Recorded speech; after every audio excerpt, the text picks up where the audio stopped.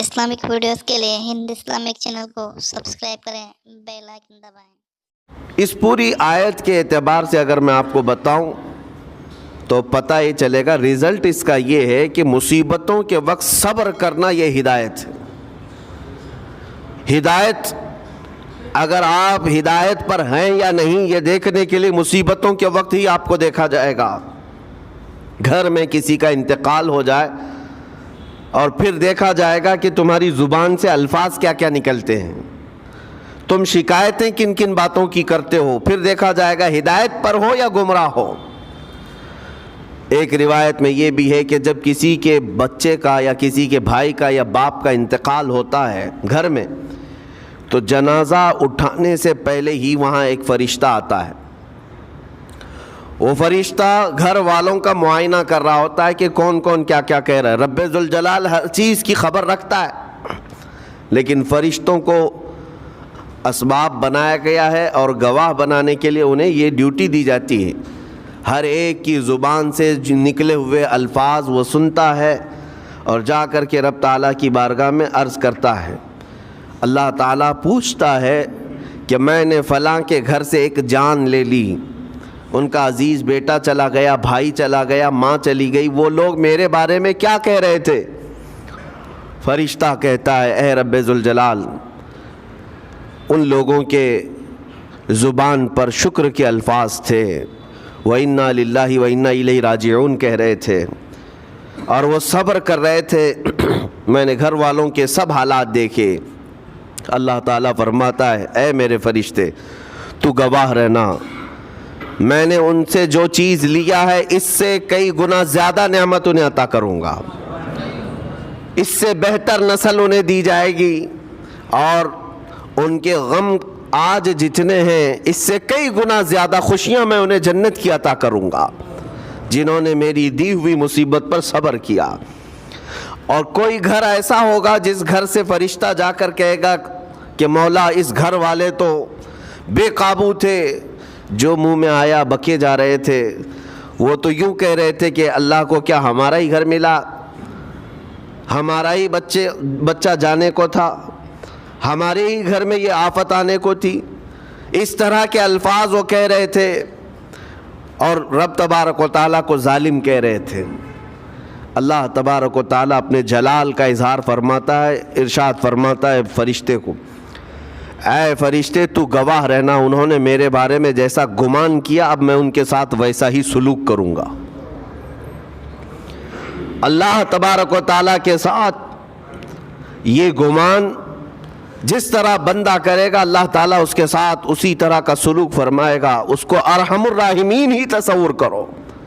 हमेशा रब तबारक व तआला मेहरबान है और मेहरबान ही उसकी तरफ गुमान करना भी चाहिए मोमिन को।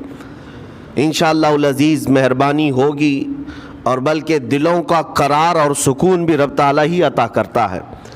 ऐ मेरे अज़ीज़ों, ये तमहीदी बातों के बाद मैं अब अर्ज़ करना चाहता हूँ, मुहर्रमुल हराम के महीने में करबला के वाक़यात सुनते ही रहते हैं। मेरे अज़ीज़ों, हम बचपन से लेकर अब तक हर साल करबला में होने वाले अजीम हादसे को सुनते भी आ रहे हैं। 14 सदियों गुज़र जाने के बाद भी उस वाक़े को याद करते हैं तो आंखें भीग जाती हैं। उस मैदान में, वहाँ के रेगज़ारों में रसूल करीम सल्लल्लाहु ताला अलैहि वसल्लम के अहले बैत का जो इम्तिहान था वो कितना सख्त था, कितना कठिन था। किसी एक के साथ कोई मामला हो जाए तो समझ में आए, इमाम आली मकाम सैयदुश शुहदा इमाम हुसैन रज़ियल्लाहु ताला अन्हु को कितना बड़ा इम्तिहान देना पड़ा होगा। एक नहीं, अपने ख़ानदान की 29 लाशें उन्होंने उठाई एक दिन के अंदर, अपने ख़ानदान की। फिर दूसरे उनके असहाब और रसूलुल्लाह के सहाबा भी उसमें मौजूद हैं और दूसरों के बच्चे भी उसमें मौजूद हैं। कुल मिलाकर 72 लोगों की वहाँ पर जानें गई हैं, शहादत का जाम उन्होंने नोश किया है। लेकिन हर घड़ी इमाम हुसैन हर मौत को देखते रहे। आज कभी तसव्वुर करना, हमारे घर में किसी एक फ़र्द का इंतकाल हो जाए तो घर पूरा अजीब सा हो जाता है। پورے گھر کا سکون غارت ختم ہو جاتا ہے. ہم میں سے کوئی کھانا پینا نہیں چاہتا ہمارے باپ کا انتقال ہو یا بیٹے کا انتقال ہو یا بھائی یا ماں کا انتقال ہو. لیکن امام حسین کی وہ بات مجھے یاد آتی ہے جب اپنے جوان بیٹے علی اکبر کی لاش پر گھوڑے دوڑتے ہوئے بھی دیکھ رہے تھے. اپنے سگے بھتیجے امام قاسم کا سر الگ کر دیا تھا یزیدیوں نے اور اس سر کو اپنی گود میں رکھ کر کے بیٹھے ہوئے تھے. اپنے سگے بھائی حضرت عباس علمبردار کے ان کے آنکھوں کے سامنے دونوں ہاتھ کاٹے گئے تھے اور حضرت عباس کے سینے میں نیزہ مار کر کے انہیں گرایا گیا تھا. اتنا ہی نہیں میرے عزیزو، امام حسین اس خونی منظر کو اپنی آنکھوں سے دیکھیں جب 6 ماہ کے علی اصغر کو لے کر پانی طلب کرنے گئے تھے تو یزیدیوں نے گلے پر تیر ایسا لگایا تھا کہ خون کا فوارہ مولا حسین کے چہرے پر آ کر لگ گیا. پورے کربلا کے واقعات پڑھنے کے بعد میں نے محسوس کیا اتنے پورے واقعے گزر جانے کے بعد بھی ایک چیز کربلا میں نہیں ہوئی، باقی سب آفتیں آئی ہیں، ایک چیز نہیں ہوئی. وہ کیا ہے؟ امام حسین کے زبان سے کوئی شکایت نہیں ہوئی، کوئی شکوہ نہیں تھا. یہ نہیں تھا کہ سارے بجلیاں ہم پر گر پڑی ہیں، اس خاندان کا کون ہے؟ سوائے زین العابدین کے اس پورے خاندان میں کوئی مرد باقی نہیں رہا. پورے خاندان کے بچوں کو، ان کے بڑے مردوں کو، سب کو وہاں پر شہید کر دیا گیا تھا. میں عرض تو کر رہا ہوں ایک خاندان کے 29 لوگوں کی لاشیں میدان میں پڑی ہوں. وہ کیسا منظر ہے؟ ایک تو میں امام حسین کے صبر کو دیکھتا ہوں. اللہ تعالیٰ نے فرمایا آیت کریمہ میں کہ ہم تمہیں آزمائیں گے، آزمائش کریں گے کچھ جانیں لے کر کے. لیکن میں سمجھتا ہوں اتنی بڑی آزمائش کہ ایک ہی دن میں ایک ہی خاندان سے 29 لوگوں کی جانیں گئی ہو، اس سے بڑی آزمائش ہوگی؟ یہ کتنی بڑی آزمائش ہے اور کتنا بڑا امتحان ہے. اب یہ بھی میں آپ کو بتا دوں کہ کس کے ساتھ کیسی آزمائش ہوتی ہے، کس کے ساتھ کیسا امتحان ہوتا ہے. آپ کو سردی بخار دے کر کے آزمایا جاتا ہے، کسی اور کو کچھ اور بیماریاں دے کر یا کسی اور کو کسی اور مصیبت کے ذریعے سے. لیکن یہ آزمائش کی جو کیٹیگری ہے وہ کیسے طے ہوتی ہے پتہ ہوں؟ میرے آقا صلی اللہ تعالیٰ علیہ وسلم نے فرمایا جس کا ایمان جتنا بلند ہوگا ویسی ہی آزمائش آئے گی. یہ کربلا کے امتحانات سے یہ بات تو ثابت ہوتی ہے کہ امام حسین کے ایمان کا درجہ کیا رہا ہوگا، ان کے ایمان کا مقام کیا رہا ہوگا. اس ایمان کی بلندی کے اعتبار سے ان پر آزمائش آئی. اسی لیے تو بزرگوں نے فرمایا کہ ہم میں سے کوئی بھی امام حسین کے صبر کو نہیں پہنچ سکتا. استقامت اور صبر یہ 2 چیزیں ایسی ہیں اچھے اچھے لوگوں کے پیر ڈگمگا جاتے ہیں. استقامت کا مطلب ہے ڈٹے ہوئے رہنا حق پر، اور یہ سب کو نہیں مل پاتا، یہ خصوصیت سب کو حاصل نہیں ہوتی. ایک امام حسین کی وہاں پر ہم نے استقامت دیکھی اور ان کا صبر دیکھا. دوسرے سب سے بڑا صبر جو ہم نے دیکھا ہے وہ سیدہ زینب رضی اللہ تعالیٰ عنہا کا. وہ خاتون امام حسین کی سگی بہن ہے، سیدہ فاطمۃ الزہرا کی بیٹی ہیں. حیدر کرار کی نور نظر میرے آقا صلی اللہ علیہ وسلم کی گود میں کھیلی ہوئی ہیں.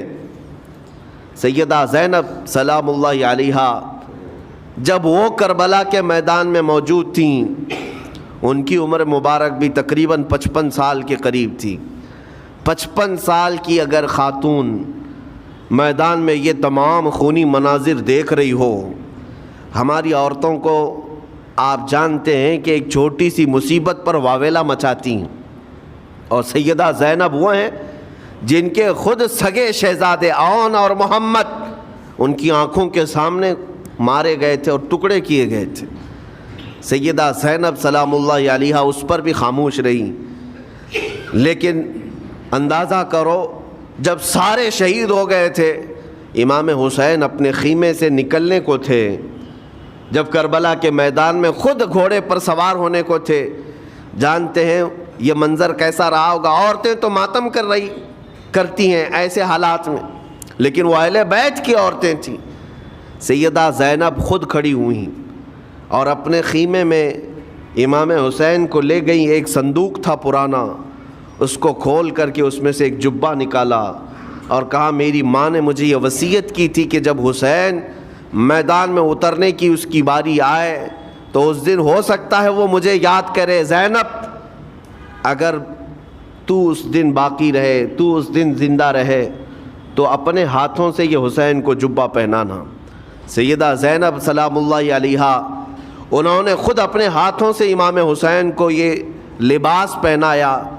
کیا اس مقام پر کوئی اتنی طاقت رکھتا ہے کہ پورا گھر لٹ گیا ہو اور اپنے سگے بھائی کو جبہ پہنا کر کسی شادی میں نہیں، پھر جنگ کے میدان میں اتار رہے ہو؟ اس خاتون کے استقامت پر لاکھوں سلام.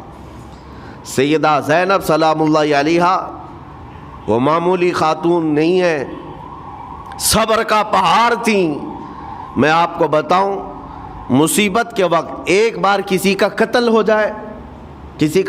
جائے تو وہ ایک موت ہے، لیکن یہاں پر کربلا کے میدان میں سیدہ زینب جتنی موتیں دیکھ رہی تھی، ہر موت پر ایک موت کی تکلیف ہے، ہر موت پر ایک موت کی تکلیف، لیکن وہ صابرہ و شاکرہ رہیں. پوری تاریخ میں ڈھونڈ کر کے آپ نکالیں، کہیں پر بھی سیدہ زینب نے نہ اپنے بال نوچے، نہ کپڑے پھاڑے، نہ چہرے پر ہاتھ مارا، بلکہ ایسا صبر کا دامن پکڑی رہیں کہ پوری زندگی بھر انہوں نے صبر کی تلقین کی تمام خواتین کو. گھر لٹانا، گھر کٹانا، کوئی سر کٹانا کوئی تم سے سیکھ جائے، جان عالم ہو فدا اے خاندان اہل بیت. امام زمن فاضل بریلوی رحمۃ اللہ علیہ نے فرمایا ہے، سر کٹانا، گھر لٹانا کوئی تم سے سیکھ جائے، جان عالم ہو فدا اے خاندان اہل بیت. عزیزان گرامی وقار، یہاں پر ان حالات کے بعد میں آپ کو ایک بات ضرور کہنا چاہوں گا. مصیبتیں ہمارے گھر بھی آتی ہیں، آفتیں تکلیفیں ہمارے گھر بھی آتی ہیں، لیکن کیا ہم ان مصیبتوں کا سامنا کرتے ہیں، استقبال کرتے؟ نبی اکرم صلی اللہ تعالیٰ علیہ وسلم نے تو ارشاد فرمایا، مومن کو جب مصیبت آتی ہے تو اس کے لیے وہ نعمت ہے. دو چیزوں میں سے ایک چیز ہوگی اس کے ساتھ. اگر بخار بھی آئے، میرے آقا فرماتے ہیں اگر بخار بھی آیا ہے تو دو باتوں میں سے ایک بات ہوگی اس کے ساتھ، یا تو رب تبارک و تعالیٰ اس کے گناہ معاف کرے گا یا تو اس کے درجے کو بلند کرے گا. مصیبت اگر آئے تو ایک بات یاد رکھنا، رب تبارک و تعالیٰ اپنے محبوب بندوں کو، پسندیدہ بندوں کو آزمائش میں ڈالتا ہے. ورنہ جو لوگ یہ سمجھتے کبھی طبیعت خراب ہی نہیں ہونا چاہیے تو فرعون بن جاتے ہیں. ایسے لوگ، فرعون کو 90 سال تک نہ کبھی سردی آئی نہ بخار، کبھی کوئی بیماری نہیں. اور جب بندہ کبھی بیمار نہیں ہوتا تو اپنے آپ کو خدا تصور کرنے لگ جاتا ہے، میں تو دنیا کا سب سے مضبوط آدمی ہوں، مجھے کچھ نہیں ہوتا. لیکن مصیبتیں دے کر کے رب تبارک و تعالیٰ تمہیں تمہاری حقیقت بھی بتاتا ہے، اور انسان کو انسان کی لمٹ میں رہنا سکھایا جاتا ہے. تمہاری حیثیت صرف اتنی ہے کہ اگر نس رک گئی، دل کی دھڑکنیں ایک آن کے لیے اگر رک گئی تو سب ختم ہے. اس لیے تمہیں رب تبارک و تعالیٰ کے حضور جانا ہی ہے تو صبر بھی سیکھو اور شکر بھی سیکھو. آج مصیبتیں اور آفتیں آتی ہیں تو واویلا کرنے والوں کے لیے میرا میسج ہے، اللہ تبارک و تعالیٰ تمہاری ہر بات کو دیکھ رہا ہے. تمہارے چیخنے سے، چلانے سے، تمہاری شکایت کرنے سے گئے ہوئے آدمی کی جان واپس تو نہیں آنی ہے. تمہارا عزیز ترین بھائی مر گیا، تم جس سے سب سے زیادہ پیار کرتے تھے وہ بیٹا انتقال کر گیا. مجھے بتاؤ، تم 10 لوگوں میں چیخو گے، چلاؤ گے، رب تعالیٰ کے حضور بری بری باتیں بھی کرو گے تو کیا وہ گئی ہوئی جان واپس آ سکتی ہے؟ میرے عزیزو، یہ وہ حکومت نہیں ہے کہ تمہارا احتجاج کرنے پر قانون واپس لے لیا جائے. تمہارے سب مل کر کے پروٹیسٹ کرنے سے حکومتیں اپنے فیصلے واپس لے سکتی ہیں، لیکن وہ رب ذوالجلال شہنشاہ اعظم کا قانون ہے. وہاں نبیوں کی بھی جو روح لی گئی، وہاں پر اللہ تبارک و تعالیٰ نے اپنے محبوب نبیوں کی بھی روح کو قبض کرنے کا حکم دیا، تو کیا سب کے غم منانے سے وہ روحیں واپس کرنے کا فیصلہ کیا گیا ہے؟ نہیں میرے عزیزو، اس عالم میں، اس کائنات میں پھر کوئی ہمارے رونے چیخنے چلانے سے واپس نہیں آتا۔ ہاں غم کرنا اپنی جگہ پر ہے، لیکن غم کا شرعی طریقہ کیا ہے؟ میرے آقا صلی اللہ تعالیٰ علیہ وسلم نے بھی غم فرمایا۔ آپ کے عزیز بیٹے سیدنا ابراہیم جب انتقال کر گئے، میرے آقا کی آنکھوں میں آنسو تھے۔ حضور پاک صلی اللہ تعالیٰ علیہ وسلم کی آنکھوں کے سامنے سیدہ خدیجۃ الکبریٰ کا انتقال ہوا، حضور غمگین تھے۔ لیکن غم کا مطلب کبھی یہ نہیں ہوتا کہ اللہ کی بارگاہ میں شکایت کریں، تو نے میرے ساتھ ایسا کیوں کیا؟ یعنی تم حکم دو گے، رب تبارک و تعالیٰ کو تم مشورہ دو گے کہ کس کے ساتھ کیا کرنا ہے۔ اس لیے ان مواقع پر ہم سب کی آزمائش ہے، ہمارا امتحان ہے۔ ایسے معاملات جب بھی آتے ہیں، دیکھیں میں آپ کو ایک اور باریک بات بتا دیتا ہوں۔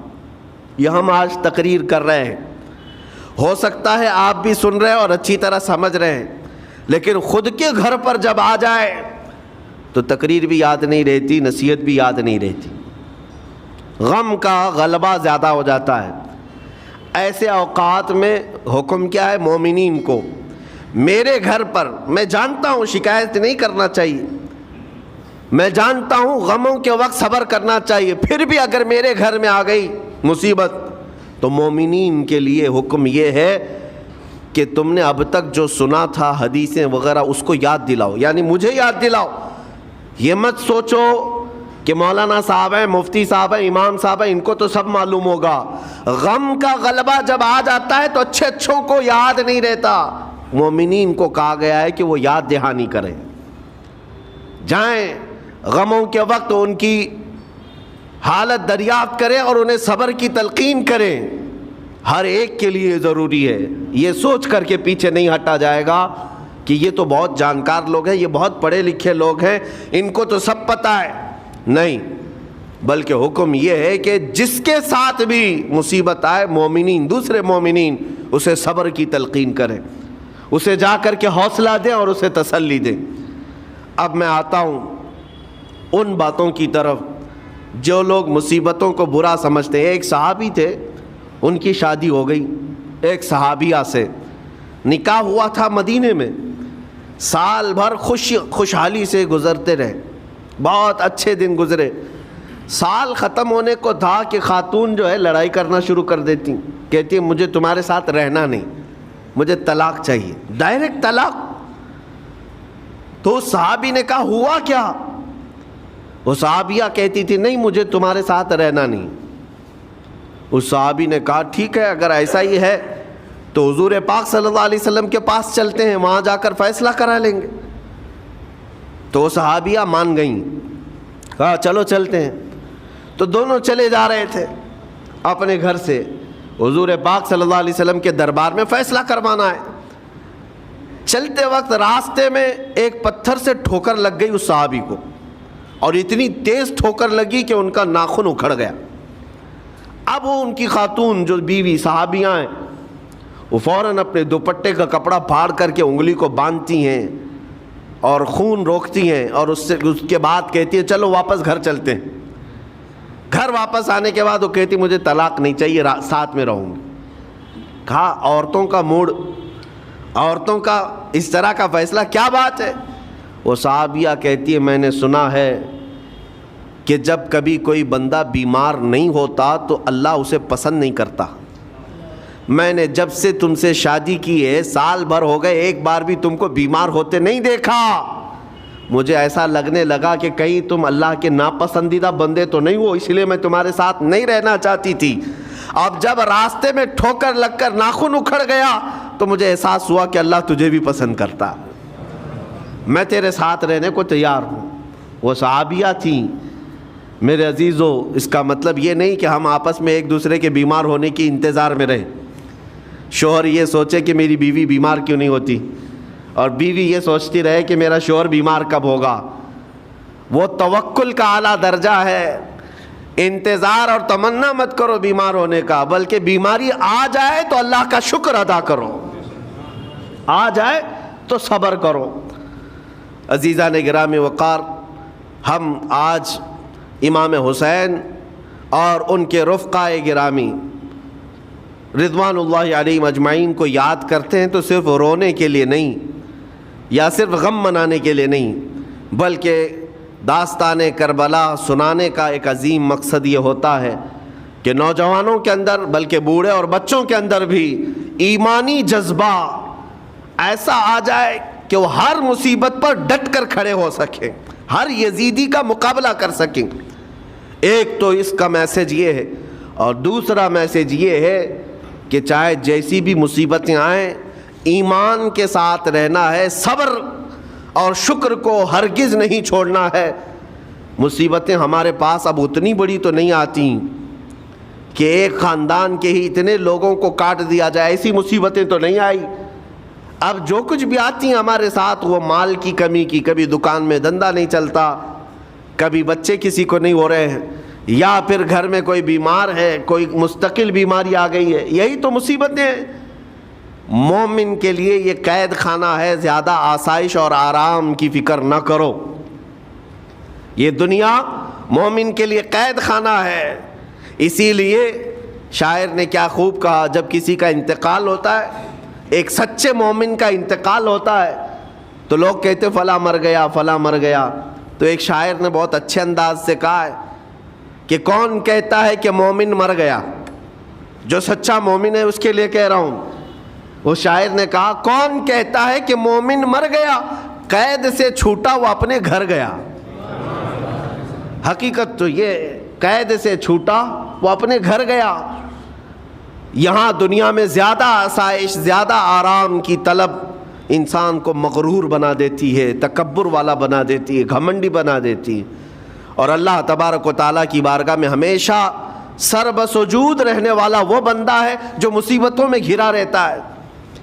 کچھ نہ کچھ مصیبتیں ایسی ہیں جو تمہیں مسجد تک لاتی ہیں، قرآن تک لاتی ہیں، تسبیح تک لاتی ہیں، اور کوئی مصیبت نہ ہو، کوئی تکلیف نہ ہو تو پھر جلدی بندہ اللہ کو بھی یاد نہیں کرتا۔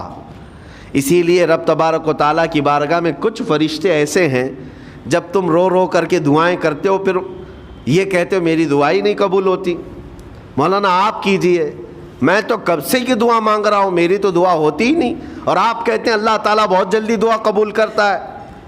یہ نا امیدی تمہاری اللہ تعالیٰ کی ذات سے ہرگز جائز نہیں۔ لیکن میں وجہ بھی بتا دیتا ہوں، کچھ فرشتے ایسے ہیں جو تمہاری دعائیں سن سن کر کے اللہ سے کہتے مولا یہ بندہ کتنا مانگ رہا ہے، تو قبول کیوں نہیں کرتا؟ رب تبارک و تعالیٰ یہ جو مانگ رہا ہے اسے دے کیوں نہیں دیتا؟ رب تعالیٰ فرماتا ہے فرشتوں میں بھی سن رہا ہوں اس کے مانگنے کو، اس کی دعاؤں کو، اگر میں ابھی اس کو دے دوں تو وہ مانگنا بند کر دے گا، اور اس کا مانگنا مجھے اچھا لگتا ہے، جب تک وہ مانگتا رہے گا میں اسے پسند کرتا رہوں گا۔ ایک وجہ یہ بھی ہوتی ہے تم مایوس ہو کر کے چھوڑ دیتے ہو کہ اب کیا دعا کرنا، اتنے دنوں سے کر ہی رہا تھا، کچھ نہیں ہوتا۔ اگر تمہاری دعاؤں کا اثر جلدی نظر نہیں آتا تو رحمان تمہاری دعائیں سن رہا ہے اور وہ تمہاری دعائیں پسند بھی کر رہا ہے۔ میرے عزیزو، یہ تمام حالات میں آپ اللہ تبارک و تعالیٰ کی بارگاہ میں کثرت سے دعا ہی کریں اور مانگا ہی کریں جب مصیبتیں آئیں۔ آج کے حالات بھی ہماری آزمائش کے حالات ہیں۔ آج کا جو دور ہے وہ بھی ایک یزیدی دور ہے۔ یہاں پر جگہ جگہ جو مسلمانوں کے ساتھ حالات ہیں، یہ ہمارے لیے آزمائش کا دور ہے، بہت بڑا امتحان چل رہا ہے۔ ان حالات میں مسلمانوں کو چاہیے وہ اپنے ایمان کے ساتھ ڈٹے رہیں، استقامت۔ مولا حسین کے سبق کو پڑھیں، اس وقت تو ان کی گردنوں پر تلواریں تھیں، ان کے بچوں کے سینے چھدے ہوئے تھے تیروں سے، لیکن وہ ڈٹے ہوئے تھے میرے مصطفیٰ کی شریعت پر۔ آج ابھی تمہارے سینوں پر بندوق کی گولیاں نہیں لگائی گئیں، ابھی تمہارے اوپر اتنی بڑی مصیبتیں نہیں آئیں، لیکن میں پھر بھی دیکھتا ہوں نوجوانوں کو کہ کوئی مصیبت نہ آنے کے باوجود بھی تم اسلام کے ساتھ کھلواڑ کر رہے ہو۔ میرے آقا کی سنتوں کو پیٹھ پیچھے پھینک کر کے تم تو بازاروں کی زینت بننا پسند کرتے ہو۔ اکثر لوگوں کو ہم نے دیکھا آج مجرے کرنے والوں کی کثرت یہ ہمارے نوجوان بچوں کی ہے. یہ اپنے جسموں کی نمائش کرنا اس کو فیشن سمجھتے. نہیں میرے عزیزو، امت مصطفیٰ اور وہ بھی امام حسن اور امام حسین کے غلام اس مردار دنیا پر کبھی بھی اپنی حکومت نہیں چاہتے. اس مردار دنیا کے وہ کبھی خواہش مند نہیں ہوتے. لیکن جن نوجوانوں کو آج ہم ان خواہشات کی پیروی کرتے ہوئے دیکھ رہے، افسوس ہوتا ہے، افسوس ہوتا ہے. آج کے حالات میں تم بھی سنبھل جاؤ، کیونکہ ایک بہت بڑی جنریشن تمہارے پیچھے ہے اور وہ تمہیں دیکھ کر کے نقل کرے گی. اگر آج تمہارا راستہ بگڑ گیا تو یہ جو چھوٹے بچے ہیں وہ بگڑے ہوئے راستے کو ہی اسلام سمجھنے لگ جائیں گے، وہ اسی بگڑے ہوئے راستے کو ہی صحیح راستہ سمجھ بیٹھیں گے. اسی لیے آج نوجوانوں کی کثرت میرے آقا صلی اللہ تعالیٰ علیہ وسلم کے عاشقوں کی ہونا چاہیے. اور ان سخت ترین حالات کا مقابلہ باڈی بلڈر نہیں کر سکتا. میں آپ کو بتا دوں، ان ظالم یزیدیوں کا مقابلہ کاجو بادام کھانے والا نہیں کر سکتا. ہاں، ان حالات کا مقابلہ کرنے کے لیے جسمانی طاقت کی ضرورت نہیں. ان بڑے سے بڑے سخت ترین حالات کا مقابلہ وہ نوجوان کر سکتا ہے جس کے سینے میں عشق مصطفیٰ ہو، مولا حسین کے نقش قدم پر چلنے کا عزم رکھتا ہو، پھر چاہے وہ لاغر ہی کیوں نہ ہو، نحیف و ناتما ہی کیوں نہ ہو، کمزور ہی کیوں نہ ہو. لیکن ہم نے دیکھا ہے تاریخ میں کمزور بھی ہے، اگر جسمانی اعتبار سے عشق رسول کی دولت سینے پر رکھتا ہے تو دنیا میں وہ کھلبلی مچا دیتا ہے اور کفار و مشرکین کے خیموں میں اس کی ہیبت طاری رہتی. ہم نے اور تاریخ پڑھی ہے. آخری بات عرض کرتا ہوں، امام اہل سنت فاضل بریلوی امام احمد رضا خان نور اللہ مرقدہ، اعلیٰ حضرت کو کون نہیں جانتا آج کے زمانے میں. ذرا ان کی سیرت اٹھا کر کے پڑھنا اور پھر یہ بھی دیکھنا کہ جسمانی طاقت ان کی کیسی تھی، جسمانی ساخت. کیا وہ چلتے تو لہیم شہیم تھے، اونچے چوڑے اور سینہ بھرا ہوا کہ لوگ صرف جسم کو دیکھ کر کے ڈر جائیں؟ نہیں، اعلیٰ حضرت فاضل بریلوی رضی اللہ تعالیٰ عنہ اس طرح جسمانی بہت اونچی چوڑی صلاحیت کے نہیں تھے، بلکہ بہت ہی ہلکا جسم رکھتے تھے. ہلکا جسم، دبلے پتلے تھے، لیکن جب اپنے حجرے میں بیٹھ کر کے قلم چلاتے تھے تو دنیا کے کونے کونوں میں ان کی گونج ہوتی تھی. اور بڑے بڑے قلعوں میں جو ہے زلزلہ آ جاتا تھا. اور سرکار غوث پاک رضی اللہ تعالیٰ عنہ کو کون نہیں جانتا.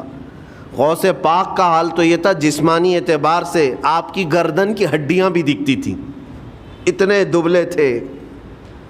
اور کثرت عبادت کی وجہ سے، کثرت مجاہدات کی وجہ سے آپ کا جسم بہت ہی کمزور تھا. بلکہ ایک وقت کا واقعہ بھی ہے کہ آپ چلتے چلتے غش کھا کر گر گئے، چکر آ کر گر گئے. جسمانی اعتبار سے اکثر تو آپ پتے کھا کر کے رہے، کھانا بھی نہیں کھایا 40 سال تک. تو جسمانی اعتبار سے کمزور ہونا کوئی معنی نہیں رکھتا. لیکن دنیا یہ بھی جانتی ہے، گردن کی ہڈیاں ہی کیوں نہ دکھتی ہوں، ہاتھ و پیر کی ہڈیاں ہی کیوں نہ دکھتی ہوں غوث پاک کی، لیکن روحانی طاقت کا حال یہ ہے کہ کسی قبر کو ٹھوکر لگا دے تو مردہ زندہ ہو جائے. اس طاقت کو میں آج آپ کے سامنے کہنے کی بات کر رہا ہوں. عشق مصطفیٰ سینے میں ہو اور سچی عقیدت و محبت حسنین کریمین سے رکھتا ہو اور پھر اپنے طریقے بدل لے تو بڑے جسم اور ڈیل ڈول بنانے کی ضرورت بھی نہیں آئے گی. مولا کریم تمہارا رعب خود ہی دشمنوں کے دلوں پر ڈالتا ہے. اللہ تبارک و تعالی ہم سب کو آئی ہوئی مصیبتوں کا ڈٹ کر مقابلہ کرنے کی توفیق عطا فرمائے. ہم سب کو استقامت عطا فرمائے اور صبر عطا فرمائے اور شکر عطا فرمائے. اور قیامت کے دن مولا تعالی ہم سب کو امام حسین کے ساتھ حشر عطا فرمائے. میرے آقا صلی اللہ تعالیٰ علیہ وسلم کے جھنڈے تلے ہم سب کو جمع فرمائے. ہمارے ان نوجوان بچوں کو جو راہ راست سے ہٹے، مولا حسین اعظم کے راستے پر ان کو چلنے کی توفیق عطا فرما. قیامت تک ہماری نسلوں کو مولا عاشقان مصطفیٰ میں پیدا فرما. ہماری اولاد کو بدعقیدہ گمراہ ہونے سے ہمیشہ محفوظ فرما.